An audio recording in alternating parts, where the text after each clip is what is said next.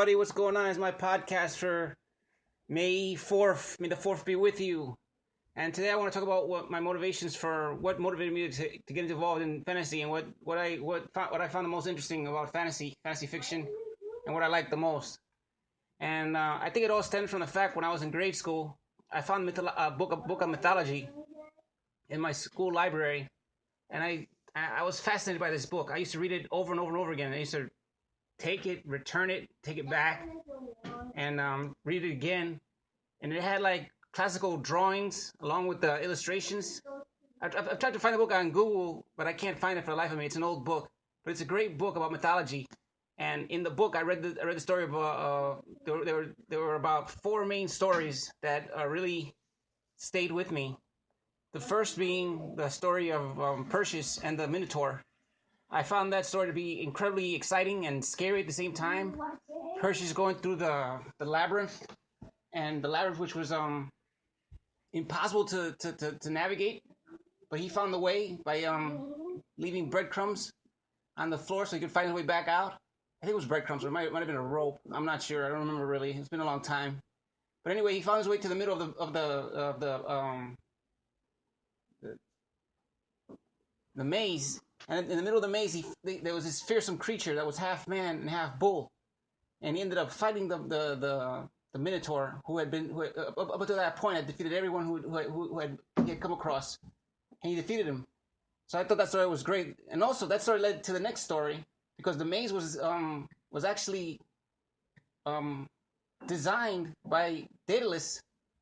Daedalus was the one who created the artificial wings, and he flew with his son with the artificial wings off the mountains and through the clouds.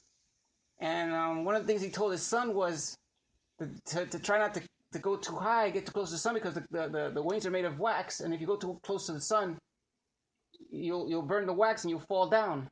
But Icarus, being the arrogant youth that he was, not listening to his parents, did what he wanted, did what he was not told to do, and he actually tried flying all the way to the sun. He ended up burning his wings on impact and plummeting to the ground. Well, there was a moral to that story, was basically you gotta listen to your parents and listen to what they say. They have the best intentions for you. And Icarus didn't do that. He disobeyed his father, and that resulted in his death. So that also led to my next mythological story, which is the story of Hercules. I found Hercules' story deeply compelling. He's the son of a god, Zeus, and Zeus was heavily involved in his life, and he went and seduced Hercules' mother, and then he cheated on his wife Hera, which led to Hera, the goddess, also projecting her hatred towards Zeus, towards his offspring Hercules, and she put him through these 12 labors, which he executed. And in the end, she eventually got him when his one of Hercules' wives he had cheated on had him wear a sweater which turned out to be poisonous, and he ended up dying. And part of his ashes went to the underworld, and the other part of his ashes went to the heavens with his father. But I found unique the story of how the gods in the Greek and Roman mythological stories are heavily involved with humans and humanity. They are not pacifist gods. They are active gods. They come down to earth. They disguise themselves as animals or humans, and they try to have some sort of impact on humanity and personal impact on their story. And I found that very interesting because in the Chronicles of Krynn, Dragonlance, the gods there as well were very active in the lives of the people that they created, and they were deeply involved in their story. So I found that a very great story. The next myth that I found very interesting was the myth of Persephone and her Zeus's brother Hades. Hades fell in love with a beautiful woman by the name of Persephone, and Persephone was the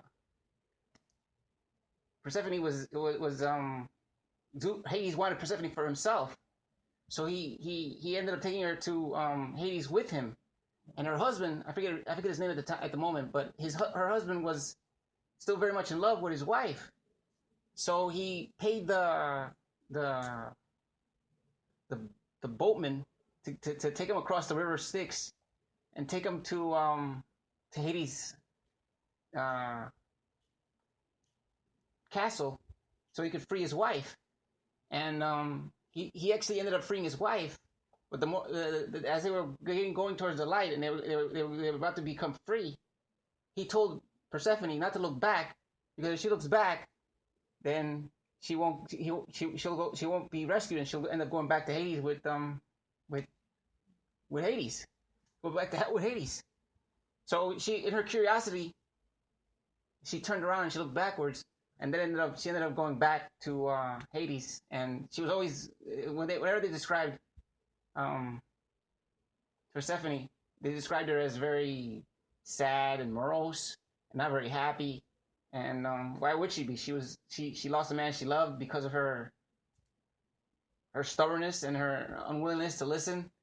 And her husband, who went through great trials and got through the guardian of Hades, the three-headed dog Cerberus, he got past that dog and was able to one up Hades and free his wife, and it was all for naught, because she ended up going back to Hades in the end because she didn't listen to what she was told.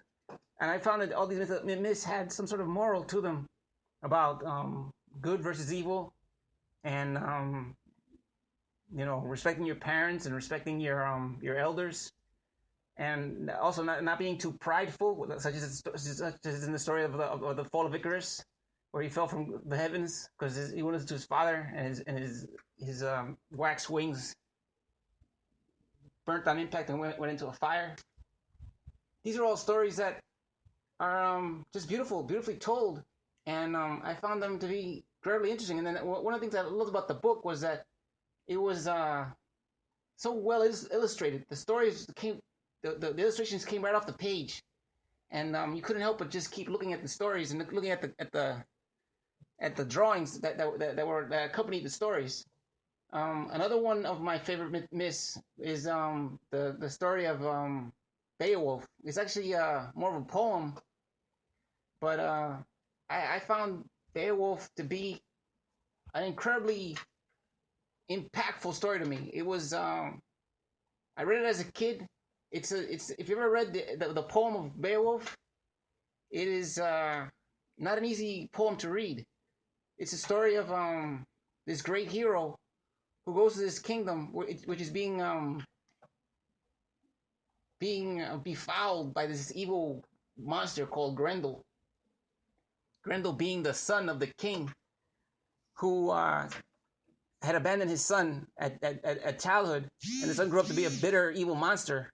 And the monster actually ended up terrorizing the king and his knights. So the king put a bounty on any hero who would come to his land and free him of this curse of Grendel. So Hercules came, and he did what no one else had been able to do. He actually wrestled Grendel, put him in a I guess what you would call a half Nelson, and ripped off his arm, and Grendel ended up dying.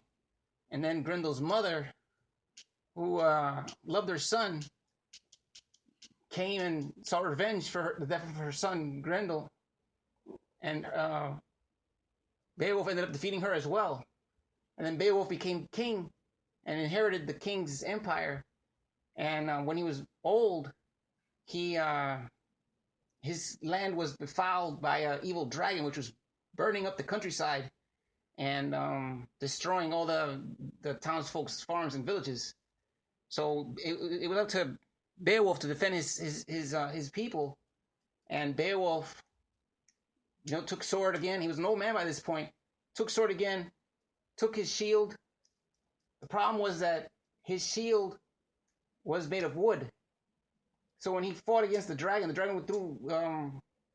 threw his fire-breathing breath at him, and his shield burned because it was wood, and he ended up burning. And but that didn't stop Beowulf. He ended up stabbing the dragon through its weak spot and killing the dragon. But in the interim, he burned to death and ended up dying and sacrificed his life for his people.